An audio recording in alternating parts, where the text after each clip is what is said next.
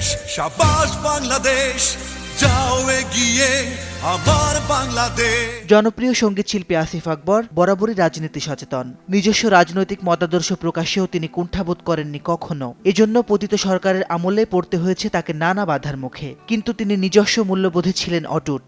আমি বারবার যাই মরে যাই তোমার অভাবে।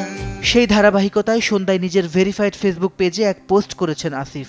এআই দিয়ে তৈরি শহীদ ওসমান হাদির একটি ছবির সঙ্গে জুড়ে দিয়েছেন দীর্ঘ এক ক্যাপশন। তাতে উঠে এসেছে বাংলার শত বছরের রাজনৈতিক ইতিহাসের খণ্ডচিত্র।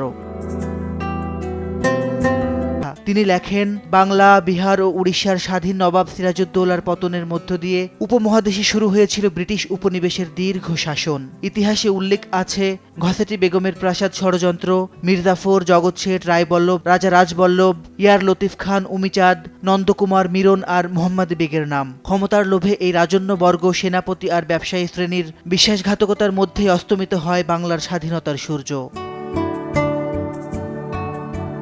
আসিফ মনে করিয়ে দেন, ব্রিটিশরা ডিভাইড অ্যান্ড রুল কৌশলে শাসন করেছে দীর্ঘ 240 বছর। তবে সবাই অন্ধকারে ছিল না। ইতিহাসে ব্যতিক্রম হয়ে আছেন ছোট বাহিনীর সেনাপতি মোহনলাল, মীর মদন এবং ফরাসি যোদ্ধা সিনফ্রে। দেশপ্রেম আর বীরত্বে তারা লড়েছিলেন 3000 ব্রিটিশ সেনার বিরুদ্ধে। কিন্তু বিশ্বাসঘাতী নিজস্ব শক্তি, নির্লিপ্ত লাখো মানুষের কারণে পরাজয় ছিল অনিবার্য। আসিফের ভাষ্য, যুগে যুগে আমরা হেরেছি একই ধরনের গাদ্দারদের কাছে।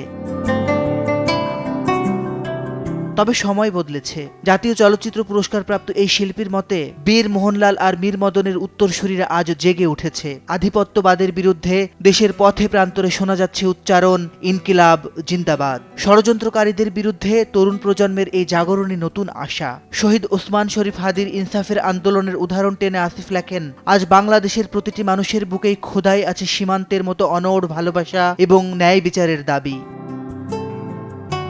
মাসিদ রণ, সময় সংবাদ।